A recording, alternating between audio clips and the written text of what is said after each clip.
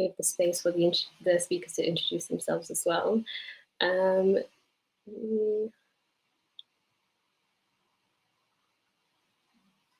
So with the, I mean, I know with the changing times, a lot of events will now be moving to sort of in-person events, which obviously has its own advantages.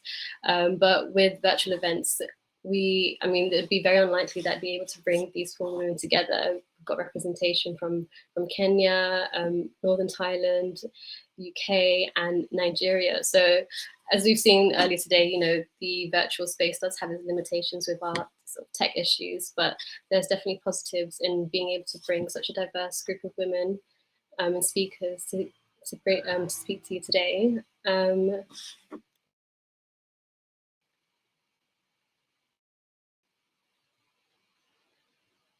Sorry, I'm just having some tech issues. Can you all still hear me? Yeah. Okay. My screen is frozen. Can hear you. Okay, that's fine. As I said, you know, I'm Epian, I'm the early career coordinator, and I've constructed today's conference. So from the theme to the program, and once the theme of this year's conference was decided, I wasn't sure exactly how the program would be constructed, but I definitely knew I wanted to have an element that explored climate activism.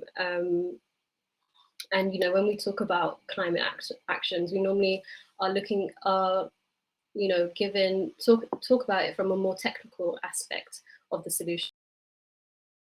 Things that we can do as individuals and on the ground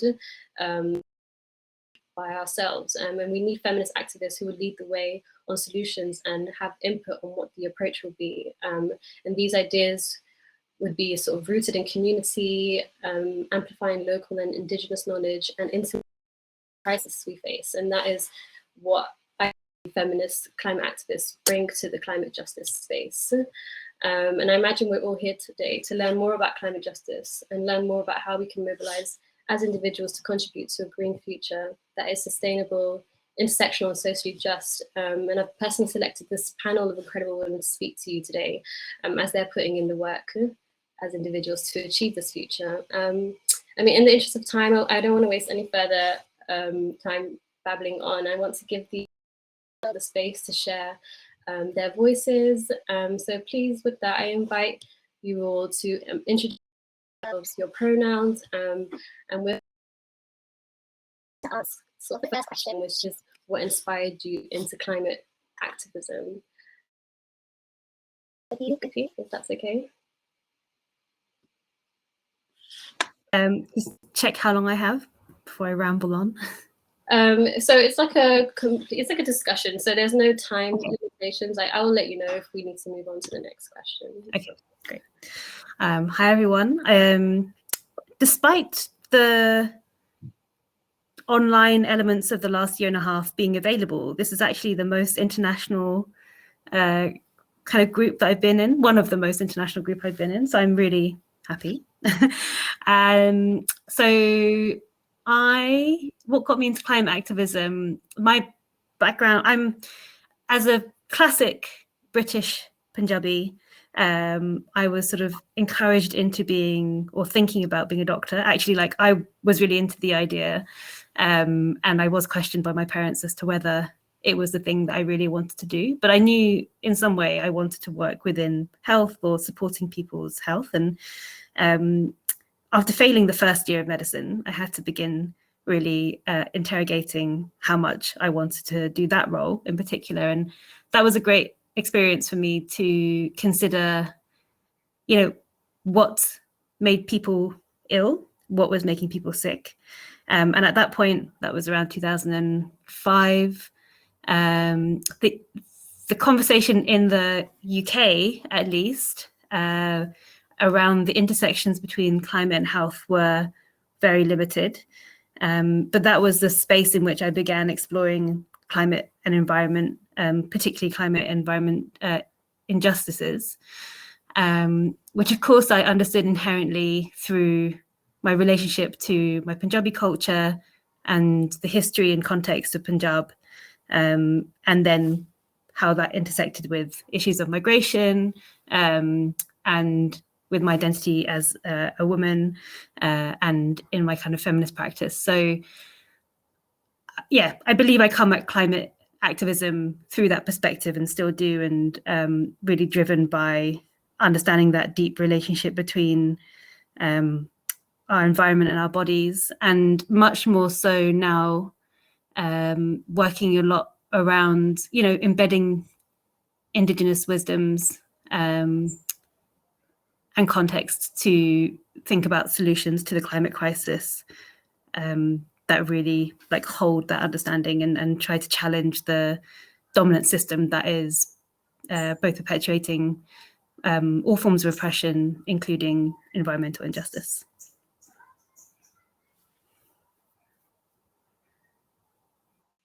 Thank you, Guppi. That was great. I'll invite the same question to Pauline. That's okay. Thank you very much. I hope you can hear me well. Yeah. Pauline Awiti. I'm from Kenya. I use she, her pronoun. Basically, my background is in agriculture, and I'm also from a farming community. So when I started studying a bachelor's in agriculture, I started relating why sometimes we will get less input and why sometimes like we'll get high. Then with the education wise, I knew that it was, that's when I got to understand that it was related to the climate change. So that's when I started advocating for climate change issues. But I got into the real deal in 2018 when I came across a post online talking about the Arctic. So there was this group that were like talking about how Arctic is affecting people and Africans are getting vulnerable. So I had interest in that and took some 6 weeks course on the same issue. And I started like actively engaging in the platforms of climate action, climate activism, and environmental activities at that point, realizing that something is happening in a place far away from you, but it's really affecting you very much. And there's something you can do. So you just have to start doing it immediately. So that's how I got into activism. Thank you. Thank you. That was great. So now I might invite the same question to you. Thank you so much for inviting me to be part of this panel. My roots are in Bangladesh, and I use all pronouns. I think the first reaction I had when thinking about this question was that there wasn't really a choice, because Bangladesh, along with, you know, Pacific Islands, small island development states, we are already living this crisis. So activism is not a hobby, it's survival.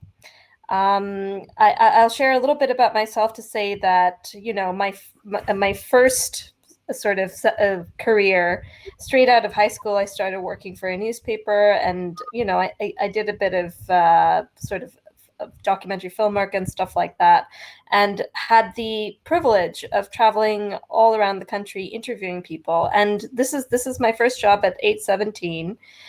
The first COP that I ever worked on was Copenhagen in 2009, putting together interviews for the Jan Arthus Bertrand film, 6 Billion Others.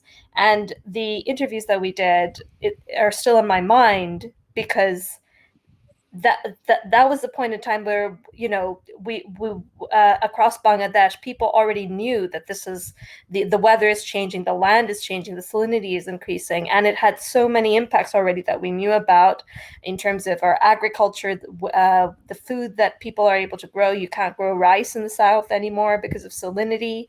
It's changing your culture because rising sea levels means there's more water. Shifting from rice farming to shrimp farming means there's no green space anymore. Children aren't learning the same games anymore. It's a fundamental shift in everything in our lives, including in public health. And I've been talking about these issues for a number of years now. And it used to be, oh, you know, maybe it is or maybe it isn't. Unfortunately, a lot of the fossil fuel companies invested a lot in climate denial, and this has really fueled great a verb to use at that point, fueled a lot of distrust and disbelief in the first world. And this has been really difficult for me, because I've been sort of looking at that lived reality in my own country, seeing people migrate from rural areas to cities because they cannot have the same livelihood anymore. And you know, it's something that is something that I've had to live with my entire adult life. It's shaped my career. It's shaped my relationship to my communities. And I just think that it's very sad that this time around, this COP in Glasgow, we're reaching that breaking point where it won't just be global South communities like Bangladesh, like the Pacific Islands, where that will have to face this type of reality, because you know the UK is also a set of islands, not as poor as us, but you are also a set of islands, and you are already facing flooding, you are already facing disaster. So it makes me feel that this is the moment for urgency, and maybe other people will come to the same sort of sentiment that I have, that it's not, the activism is not a choice, it's our survival that's at stake. Thank you for that. I think that was really, I think we all sort of resonate. Well, I'm speaking from the UK, we are not facing it as devastatingly, the impacts of climate justice as you are seeing in Bangladesh, but that is something that we can all sort of relate to. I think with the with Adenike, to get her back on the chat, which is unfortunate because she's doing a lot of great work in the sort of Lake Chad region with the river crisis and the disappearing water, but we'll try and keep her, we'll try to get her onto the chat as it continues. I think with this space that we have today and with such a global representation, I'd love to ask how, so this next question is kind of like exploring your challenges and barriers as activists that you face. So you're all sort of representing different parts of the world. It'll be interesting to see if there are any similarities are in how you practice your activism, and you know, see if there are any shared experiences that we have, and the differences in how you practice the activism that you do in your respective regions. Guppi, is it okay if I come to you? Yeah. Look, I'm an Oxford-educated, cis, middle-class, able-bodied woman of Indian descent. So I actually hold a very aligned privilege to a majority of white British population in the UK. If you look at all things from like education to income, and so I try not to reflect too much on the challenges, because I recognize that I can move in spaces of activism relatively freely if I chose to. And the only thing I think that really traps me or is a barrier is my struggle working alongside folks who compromise my principles. So, you know, I might hold all these privileges, and I have a history of working in quite dominant climate activist spaces. Those of you who know the UK, you may remember Climate Camp, and, you know, for back in the day, and of, you know, even the UK Youth Climate Coalition, which I helped set up with a bunch of friends, you know, gathered interest from a similar group of middle-class kids. And I guess I have intentionally, I know I can access spaces, I know I can access resources, I know I can access platforms, hence being here. And I'm try to be conscious about that in a way that means I either distribute resources that I have access to, or just think consciously about who I organize with and who I partner with, who I spend time with, where I learn.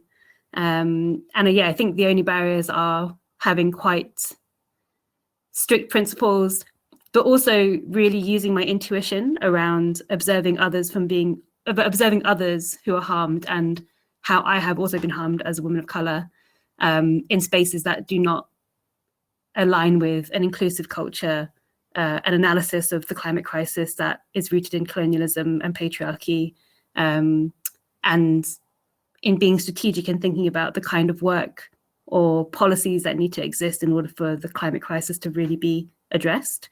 So for me, those are but again, that's a lucky barrier because it's a choice I have. And I guess the other barrier I feel like I have is, being British educated and having a colonized mindset, not just from being British, but also being Indian. And the barriers that has within my imagination of what can be. And so the commitment I have to learn from others who were not British educated, or who do not identify as, or who are more rooted in their cultures and heritage than I have been, so that I can be guided by them. Thank you, Guppi. A lot of the unequal impacts of climate justice, it stems from the patriarchal system that we live in, and it's rooted in sort of white supremacy, extractive capitalism. And, with that, we will come across the things that you've listed, barriers as women, as we move through sort of the climate justice space. So thank you for sharing. Pauline, is it okay? I would love to pass the message on to you, the question on to you.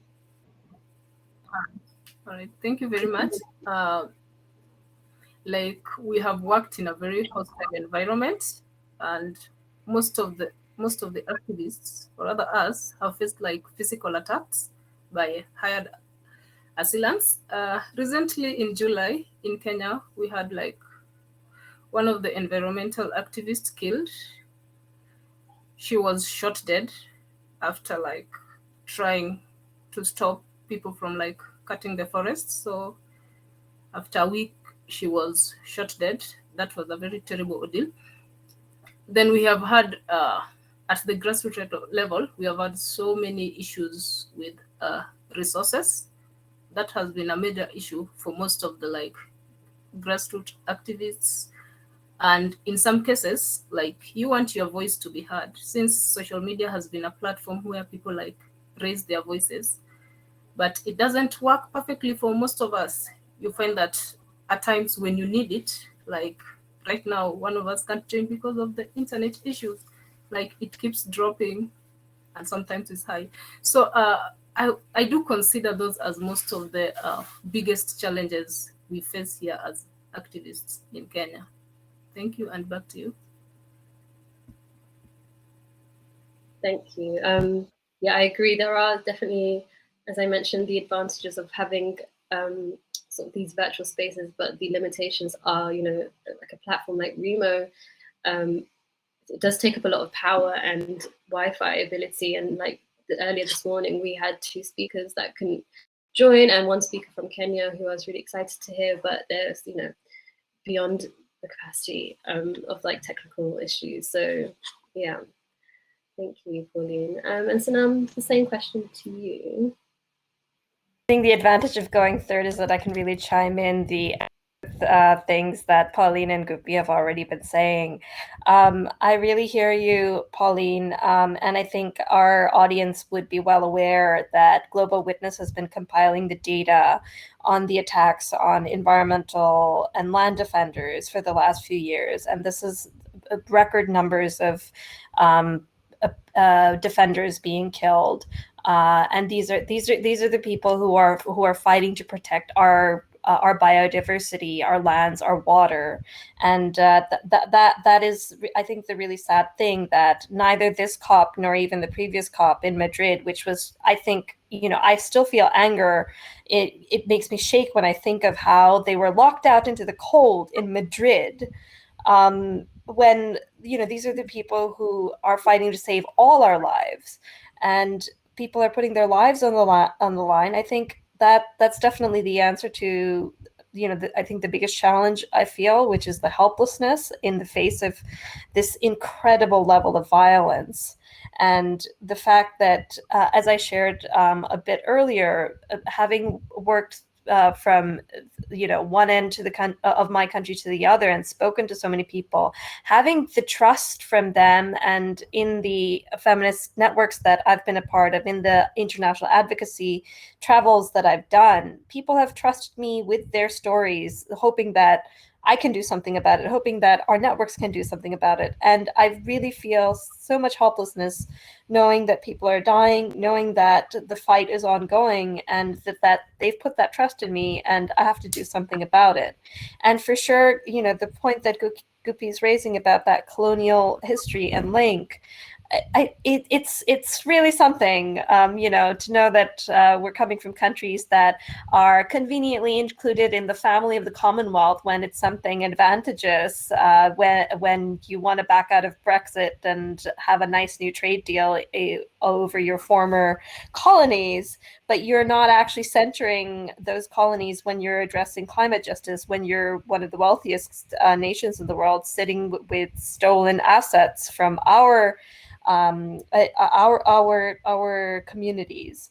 And I think about colonialism on so many levels, when certain nations present themselves as climate champions, or even human rights champions, right? I mean, for example, Canada is one of the countries that presents itself as, oh, we're developing a feminist foreign policy, but I don't see action against Rio Tinto, which is, I think, still headquartered in Canada. And Rio Tinto is, I think, one of the biggest villains of this piece, destroying Aboriginal heritage, responsible for the violence in Bougainville, the Panguna mine, the largest open pit mine, I think, in the world. I think about, Haiti going through disaster after disaster, and the fact that nobody seems to be talking about that Haiti was just tied up from the very moment of its revolution by France, making them pay for the loss of slaves. And debt is another sort of killer.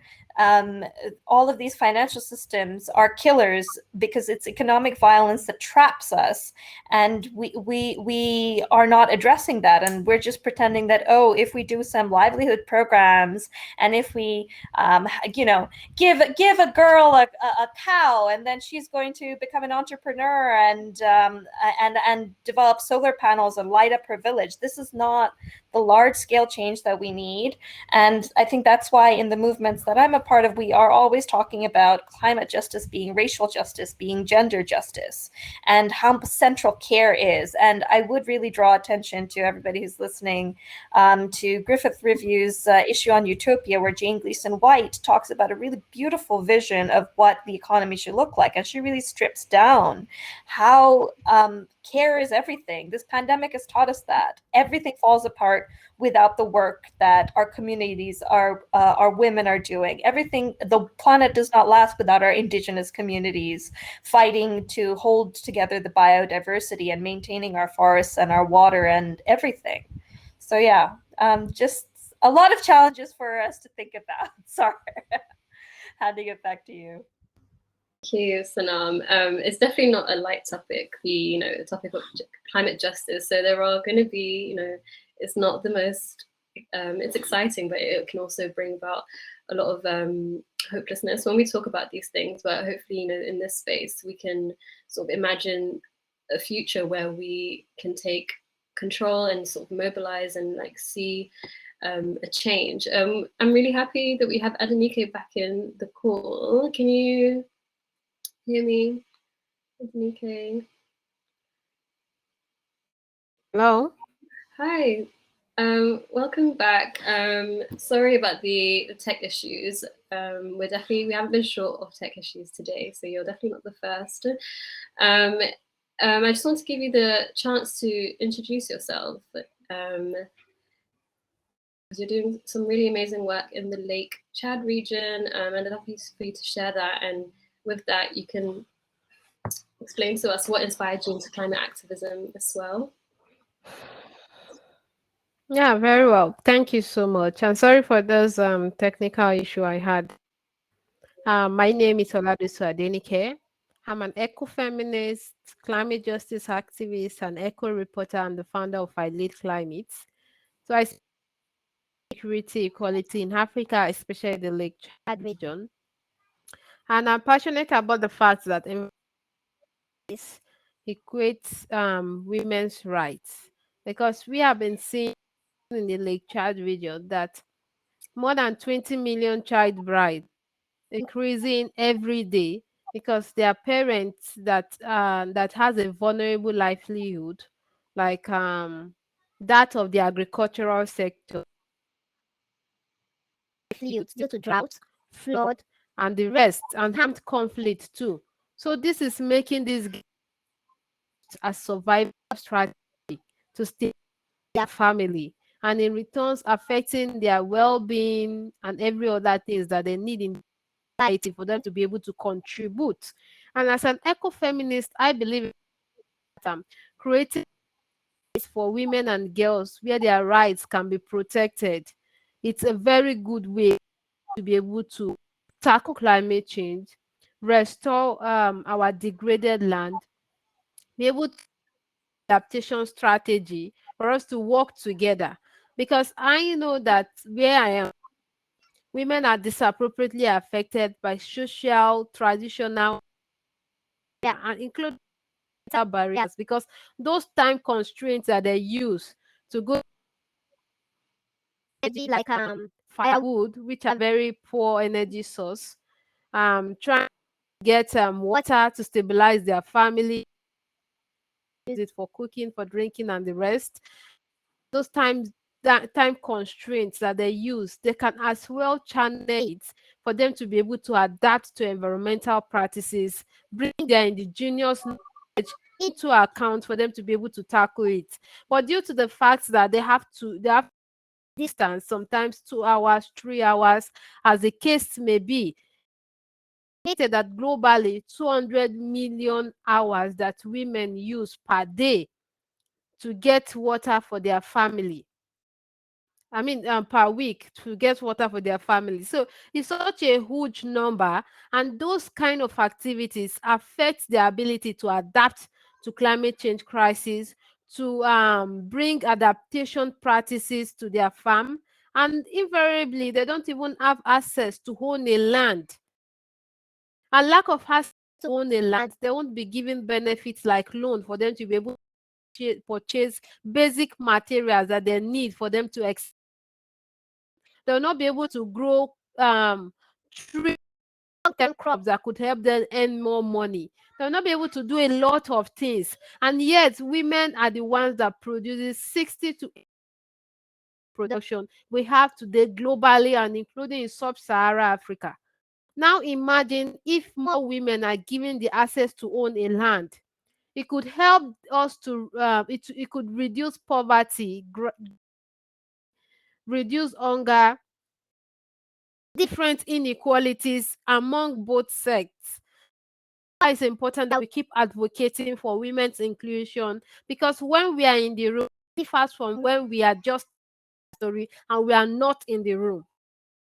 We want it both ways, that we are telling our story and we still remain in that room, because I have been able to research and find out the fact that lack of access to energy, lack of access to own a land and other basic resources affect women's contribution towards environmental protection, and that is why our is in we are not getting a stable society. We are not getting stable solutions. We are yet to find that balance, and that is why I call myself an eco-feminist. And through my organization, and their lead climate action, we are trying to champion the cause of climate ecofeminist lens and in a democracy, because we believe that the voice of our environment is important for every democracy, for us, for it to become stronger. Because the COVID-19 have shown to the world that environment now dictates what we do, what we wear, where we go to. People could not move from one country to another without getting any precaution or isolation or so it is important that for our democracy to be strengthened, that we need a green democracy that includes not the of human, but also the voice of our environment. See our environment as being the same as human, and for us to work together, not to intrude into our environmental land, keep protecting our environment from any destruction. And because it has shown that the health of our is also the same thing as human health. It is all connected, either that or indirectly. And more so, talking about the Lake Chad issue that have been advocating restoration, it have displaced 2/3 of women, and displacement has become the biggest disempowerment to women and girls, because at this point they now depend totally on hate, leading to the youth and their camp for internally displaced people. It's not proper, affecting their access to reproductive health system for every other care that they need. Invariably, it's going to affect their right to education and the rest. So this is why it is important for us to restore Lake Chad, because it is climate change is leading to armed conflict. Already a reality here in Nigeria, and I'm afraid that it is my link to ethno-religious war, because it is affecting our diversity through the farmers and the herdsmen. So it's important that Africa is on a global towards COP26, because I'll be attending the COP. I'm expecting commitment for leaders to see how they can scale up, not just by words, but also by action. Because when we talk about being a decade of action, we shouldn't just action. We should be able to put in political will at the center of it. And that is why I criticize that political will, without political will, there cannot be action. That is what we need more important these decades, because this decade really matters a lot for us to see that we are able to get the justice we have. Without justice in these decades, doomed, because there are some changes in our climates that cannot be reversed, of which women and girls can keep bearing the burden decades ago. Because I saw an analysis that talks about the fact that it will take 135 to attain gender equality. That means you mean invariably it's going to take us more than a century for us to climate justice, because gender justice and climate justice, they work hand in hand. So we have to work and try to close the gap in words and action. Thank you. Thank you, Adenike. And you've highlighted a lot of important points whereby today we're with the conference and with this session, we're sort of highlighting how climate justice leads to other crises, like displacement, war, poverty, and this, impacting how it impacts women. And it's not just a singular crisis, it's a crisis that extends over to multiple intersections. I have a bunch of questions, but I'd love to open it up to the audience, because I can see we have quite a bubbling Q&A section here. So Sarah's been moderating the Q&A, so invite Sarah to the stage. One or two questions with you all.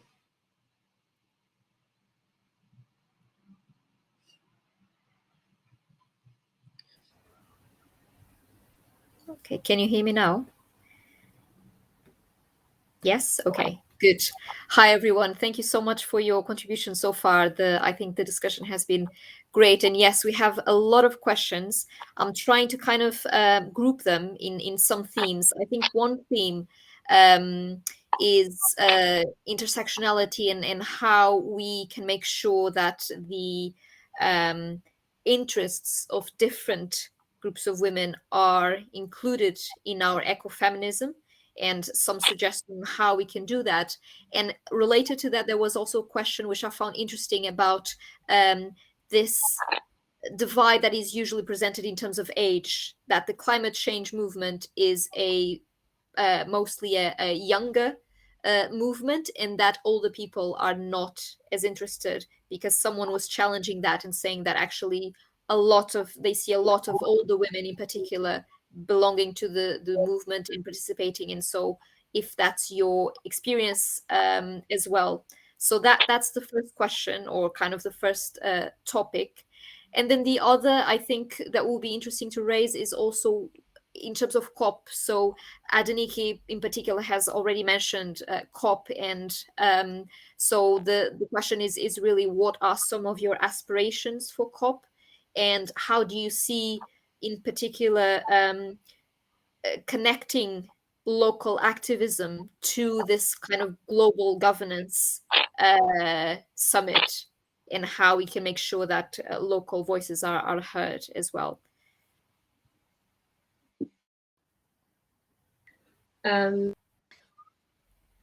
So yeah, there was a question on intersectionality and COP. Answer either or both. I'd love to go to Sanam to see your thoughts on either of those questions. I was actually trying to give time to other people by starting to write answers there, but sure.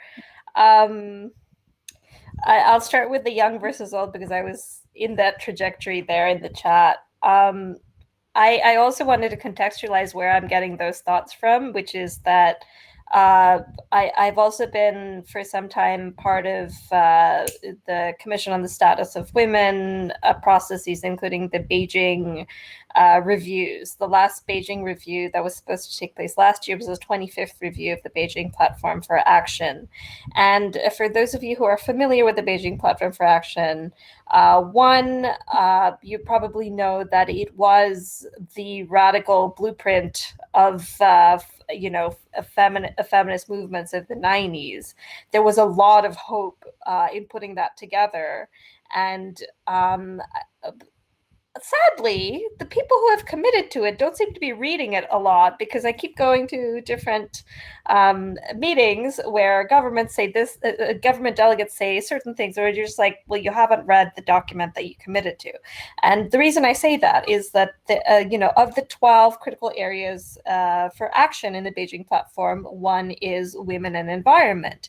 And there it is very clearly laid out the dangers of global warming, damage to the environment, of the ozone layer, and the fact that it is going to be it is something that is going to impact women deeply, because women are in the front lines. And I think it's quite extraordinary to think about the fact that this document in 1995 laid out very clear policy guidelines on how we need to take action. And as I was writing in the chat, there are environmental activists who have been fighting for change, who are alive today, from the 70s, 80s, and 90s, who were against nuclear power, who were saying that, oh, don't build like additional pipelines here and there. Fracking is a terrible idea. Why are we even doing it?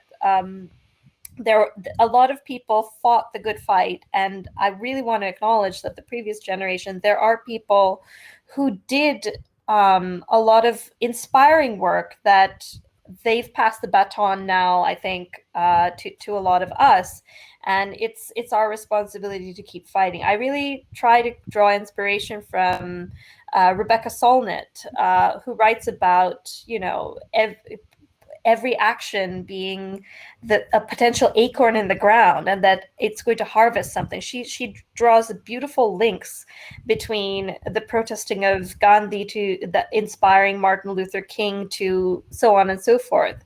You don't know what your personal action is going to do to inspire the next moment that is going to ignite change. So that's how I feel about the fact that there is a previous generation of activists who did fight hard, and I think it's been very hard for them emotionally and in other ways. But they are in the minority, and I think it's fair that the younger generation, I'm millennial, and there's Gen Z, and there's younger folks coming up even now. They are justified in their anger because they did not have the leadership in their parents' and grandparents' generation to give them a sustainable, livable future. I think it's really ridiculous, the kind of criticisms that sometimes are thrown at young people, that, oh, you don't act like adults, you're not trying to get a proper job, you're not trying to grow up, you're not trying to have a family. Like, where is the space for that? The economic system is not making it affordable. They're getting trapped in debt. How are they ever going to be homeowners? And frankly, when you know that climate disaster is looming, are you really going to think about having a family when you don't know what's coming next, what misery is coming? And I really say misery without drama, because like I said, coming from Bangladesh, I see people struggle and fight so hard for their survival. I mentioned seeing people migrate from rural areas to the urban to find another option because their traditional livelihood is gone. But I think folks know very well that Bangladesh is also the source of a huge number of migrants across the world. And in fact, I think the Indian restaurant community is actually all a British Caterers Association. But the kind of racism that they face, and the fact that they're often derided as economic migrants because they're not specifically fleeing a war zone, which is terrible in its own way, but the seriousness of fleeing because you just have no other choice when it comes to livelihood and survival, I think should not be dismissed as economic migrant. And I think that the fact that we're trying to divide up economic migrant and refugee and stateless and war is just really disingenuous, because climate disaster is also fueling food crises, agriculture crises, and we know that those are really huge factors in the crisis in Syria, for example. So there's multitudes to talk about. I feel like I'm hogging a lot of time, and I want to make sure Pauline, Guppi, and Adenike get to say something as well. Thank you, Sanam. That was really insightful. I wanted to see if, Pauline, you had anything to say in relation to the question about COP, and how you connect your local initiatives into the sort of the global stage, because you do a lot of work with KOI, which is the Conference of Youth, and just how you find yourself in this sort of in the global space, you're able to link the movements you're doing locally into that space. Well, thank you very much. I will start by saying that during this pandemic, there have been much activism work for me. That's where I get to engage in most of the platforms, because I had much free time.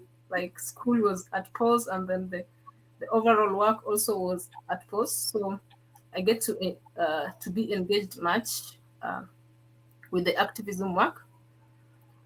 Basically, before us, I was working I love working with the community so that I can see the change. Yes, so I got to start working with the international platforms when during this COVID, when we had a certain campaign called Save Nairobi National Park. So Save Nairobi National Park came in when the government wanted to build this airstrip within the national park. And being that the national park is the community land, land is communally owned, land was communally owned before, and most of the lands that were given for reserves are still communally owned. But that's not the case nowadays. So you find that the communally owned land is being grabbed for personal projects or personal development. So we thought to ourselves, who was developing in this community land? It wasn't like a local person. It was an international person, an investor coming through the government. So it will affect the animals, the wildlife, because of an infrastructure or an investment. So that's when I thought that, oh, these things are kind of related. What you do at grassroots level, it's related to what you can do at international level.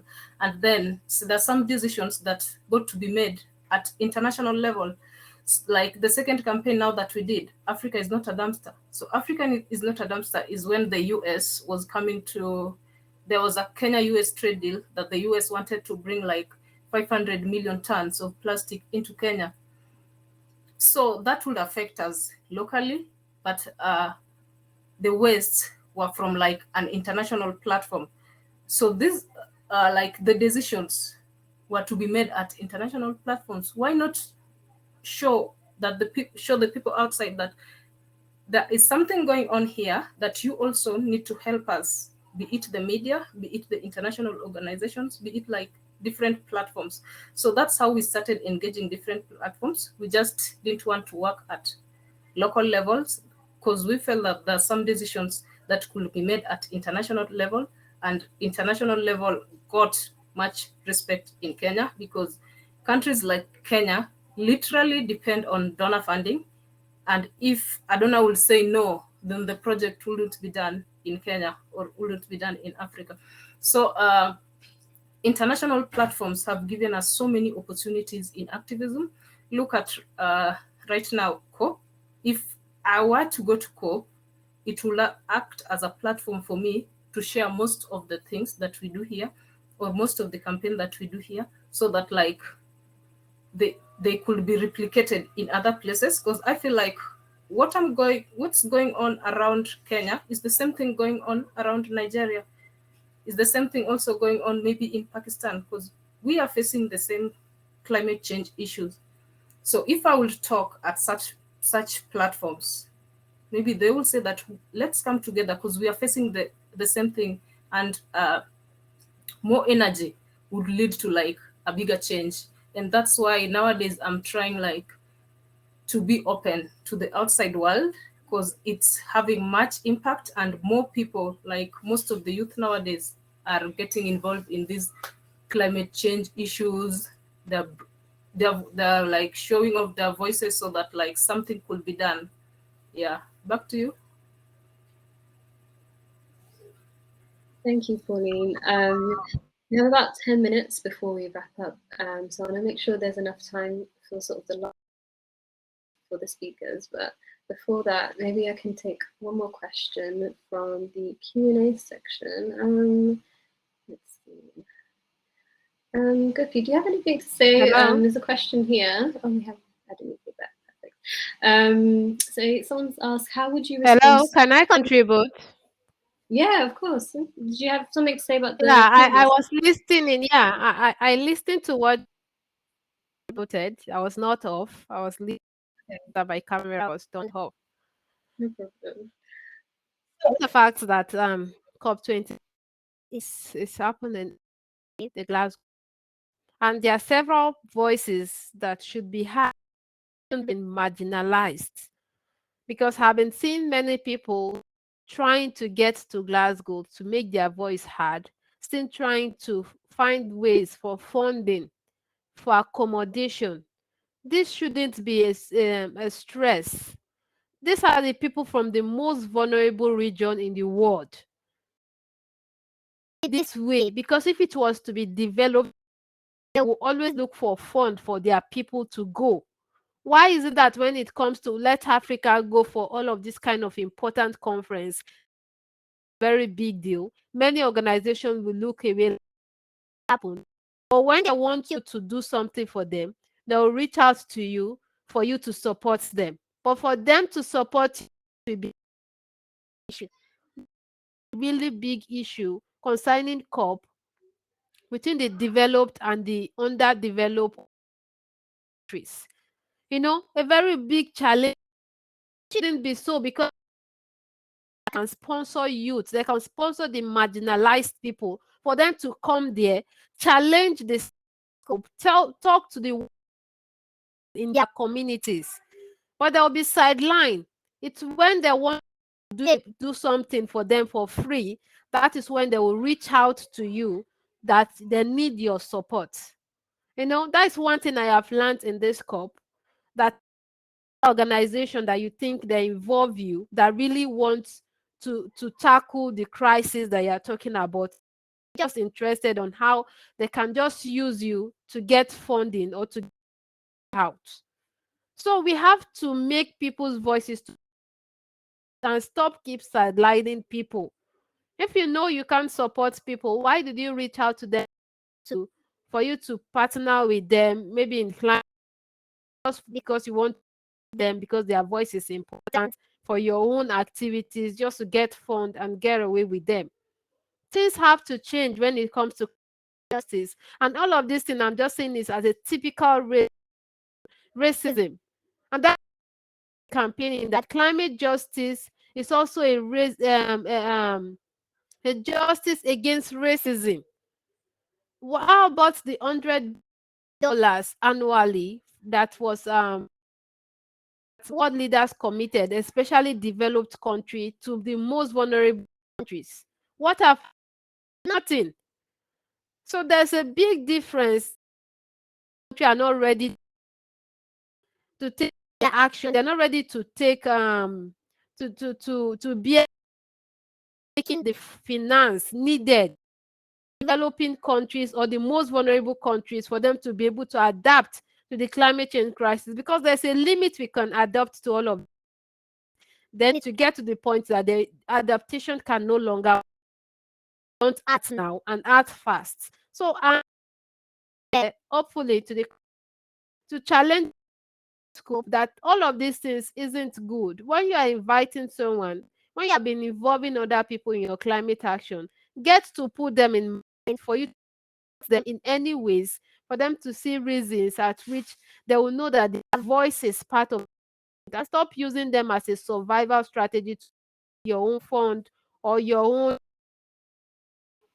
own means. And then when they need your help, then you just pretend like nothing happened. So we should try to close that gap between developed countries, trying to see how we can hold champion climate action in. Thank you. Thank you, Adenike. Yeah, there's definitely an issue of global South representation at these global summits. For example, I think in the COP21 in Paris, where the Paris Agreement was born out of, only sort of 25%, there was only 25% of global South representation at that particular conference. So there is definitely the lack of willingness to have representation as well. Thank you. I just want to ask a few before we move into like the last comments. So someone's asked, how would you respond to someone who says that bold climate action is inherently anti-capitalist? Is there anything you have to say? Yeah, I just wanted to uphold what Adenike was saying about representation and basically talking about tokenism, not just in the delegations, but also within movements. And one of the other questions was around like what ambitions or what hopes do we have for COP? And I'm a bit cynical about COP because the UK presidency is pretty dire at the moment. But I do have a bit more optimism around like global North movements who are beginning to understand tokenistic practices and creating space, but I don't think they've done it fast enough or are doing enough of that. There's a lot of solidarity work happening, but just not enough, not just within the delegation representation, but also within the movement representation. In terms of the question you posed just then, bold climate action is inherently challenging of capitalism. The reason that we have the climate crisis is because of capitalism. And the reason that we struggle to find solutions is because we do that within the frame of a capitalist economy. So a transition of any kind that is going to fit within the principles of a symbiosis with nature, sustainability, equality and justice, equity and justice, not just equality and justice, is going to look very different from the system that we live in right now, because this one relies on extraction, exploitation, and oppression. and we can't sustain that. I mean, we've never been able to sustain that. There's never been a point at which capitalism worked well. It's worked for a certain group of people, and I think that there is this very strange commitment to the ideology of capitalism and the capitalist economy, that there is no alternative, or that it's made multiple different kinds of people wealthy, but it's done that in a way that has relied on the oppression of a different group. So, and what we should be talking about more is everything that Pauline and Adenike and Sanam have spoken about, which is a practice of care, a practice of intersectionality, a practice of reciprocity, regenerativeness, those practices that are inherent to Indigenous communities who have been, if you need data, to have shown through the UN that they hold and respect and care for the most biodiverse areas within the world, and that understand that there is a reciprocal relationship between nature and humans that doesn't rely on this dominance. So we need to consider and understand an economic system and an economic practice that enables that reciprocity, and that is embedded in care and deep democracy. And we need to begin feeling very confident about challenging. If you don't want to say you're an anti-capitalist, I don't care. Like I say that all the time. Tell people that you're against an economic system that is extractive and oppressive. There's the ways in which you can talk about the economy, the dominant economy, the extractive economy, the fossil fuel economy, is enough for you to begin then understanding what those intersections of oppressions and how they play out and how they've been manifested through the ideologies of capitalism. And it's fundamental that we begin talking about it more, but not just talking about the problem, also knowing that we have answers to what the solutions are as well. Thank you, Guppi. So I want to, I know there's lots of questions that haven't been answered, and I just think the Q&A section and the chat section just shows how eager and willing people are to learn more about climate justice and the work that can be done. But just as a final remarks, the name of this conference is Feminist Futures, Reimagining Global Climate Justice, and I'd love for you all to answer what would the ideal world look like to you. And it can be a couple of sentences, it doesn't have to be anything too extensive. So I'd start with Pauline, is that okay?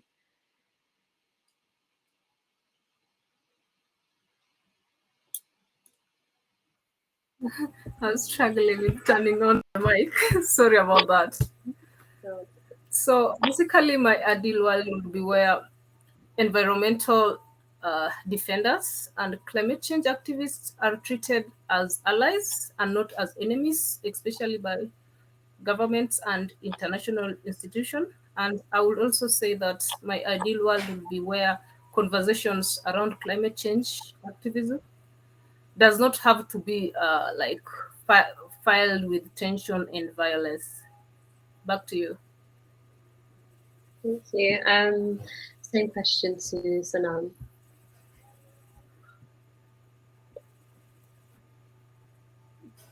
Did you get me? Yeah, Pauline. Did you want to go next, Pauline, or sorry?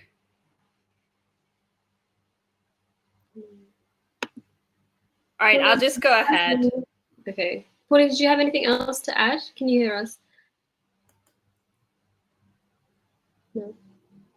Okay. Well, I'll just share something because I was able to think about this question last year in the Feminist COVID Response Collective, which is a network that kind of developed around the COVID response and the necessity of making it feminist. And I'm sharing this image because we work together with the artist to really visualize what is the world we want to see, which is, you know, community gardens and none of this monoculture plantation that's so terrible for the environment, but let people grow what they have traditionally grown, share what they can share, take what they need to take, and not, you know, have a world that is just so competitive all the time. As we said, just sort of care. And as you can see, we started with the quote from Arundhati Roy about, you know, the pandemic being a portal, and the fact that you can really hear another world, you know, that she's on her way.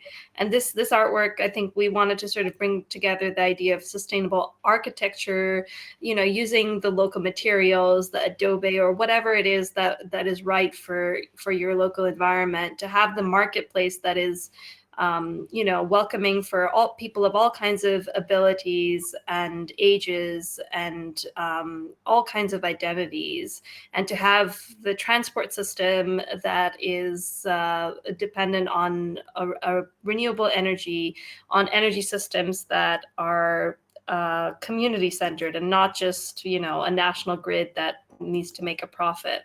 So if you want to have a look at that, that was actually a sort of monitoring and advocacy toolkit. So there's a bit there that would be useful, I think, on pandemic response as well as climate activism. I've just put the link in the chat. But I also just love that artwork for me to sort of visualize what is that future that we're building towards that is beautiful and regenerative and community centered and you know, has a lot of love, I would say. One of the most beautiful things I learned from the feminist movement was to realize that romantic love is not the greatest form of love. I think that's one of the tricks of patriarchy. I think the greatest love that we can have is for each other, for our communities, and to show it through solidarity with each other. So I'll stop there.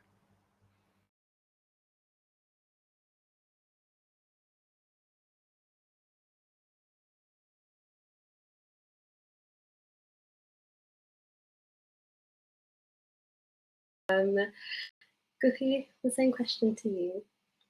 Yeah, that was so beautiful. I don't really know how to follow, but I'm also going to share a link, which is a framework that was developed quite a long time ago now, like more than 5 years ago. I'll be honest, it's comes from the US. So it was developed as a framework that came from a set of conversations with Black and people of color marginalized groups in the US around their understanding of the economy and the economic system, and then what their visions of a new economic system would be. And the reason I love it is because we use this in Decolonising Economics as our organizational strategy. I referred earlier to the extractive economy, so we'll just leave that. But in terms of my visions for what the economy could be, we're organizing and moving towards one where the resources that we have in the world are regenerated and that it is governed by a deep democracy, that the worldview is one of caring and sacredness, and the purpose of all of the work that we undertake is for ecological and social well-being, rather than the enclosure of wealth and power. And that the work is done through a means of cooperation. So thinking through the institutions that we develop and our workplaces and our communities and our homes, and how we can, I guess, re-democratize those areas of our life that have become so individualized and singular in pursuit. Yeah, and I guess for me, it's just like flipping everything that exists now on its head, and just doing the absolute opposite of what the dominant is, but that still exists within the margins, because the margins are where the forms of survival and caring really exist. And so just like flipping that around so that we have more of that, we're maximizing that within society. Thank you, Guppi, and I echo that sentiment of like flipping everything that we have now on its head, in order to, have the future that we all want. Adenike, again, same question for you. What would the ideal future look like for you, or the ideal world?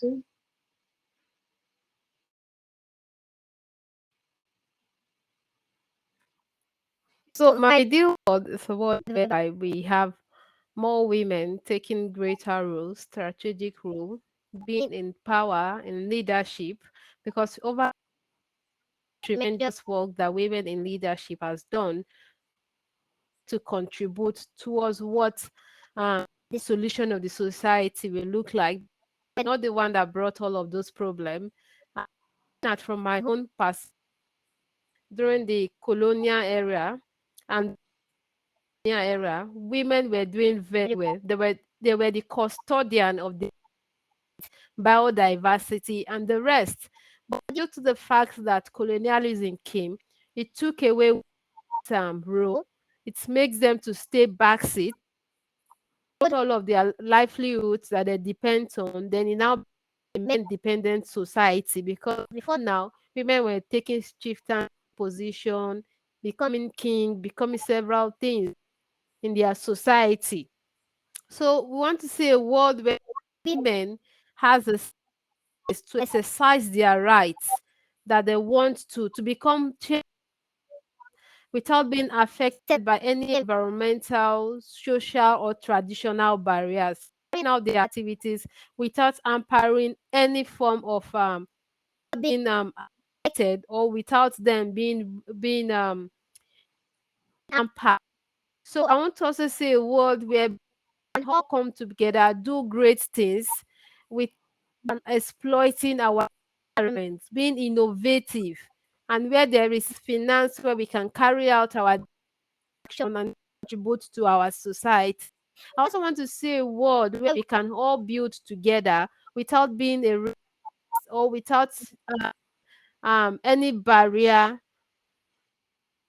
or skin or race of barriers affecting our contribution to nature, because we might be from different continents, but we all have the same future that we are trying to aim for, to see that there is climate justice from now. And most importantly, we must know that the climate change crisis, the biggest pandemic, is difficult for anyone to be able to isolate nor quarantine from it. And hence, it is now that we need to act, because if Africa is safe, definitely the world is not safe. So crisis knows no boundary. At the same time, women and girls have to be at the center of the justice seek for us to be able to gain the justice that we need in our society collectively. Thank you. Thank you, Adenike, and thank you to all the speakers. Thank you to Sanam, Adenike, Pauline, and Guppi for taking the time, some time out of your day to share your work, your voice, and just like giving us some insight into what our futures can look like. So I really appreciate that. And with that, the conference has come to a close. Climate justice is still ongoing though.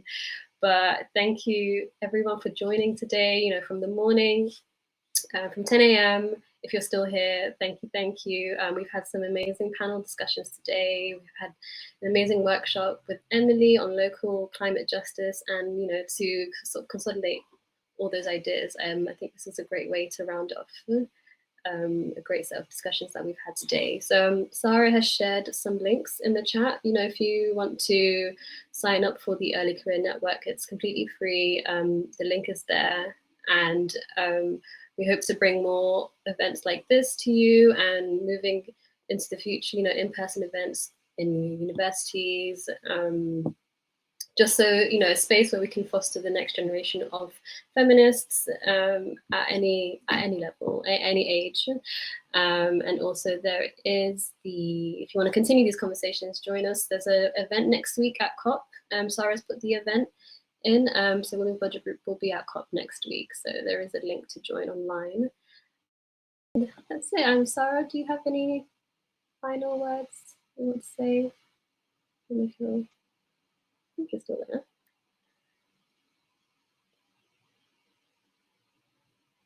No?